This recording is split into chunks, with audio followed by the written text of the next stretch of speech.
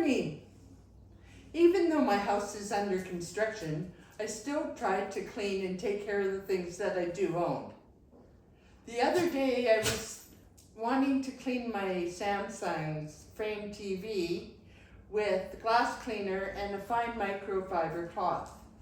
Boy, was I wrong. I had this huge white streak on my TV that I couldn't get rid of.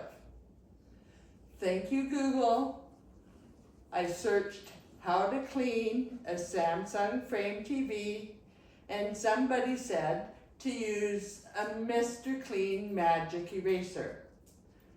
So I took out a magic eraser and I just circled the TV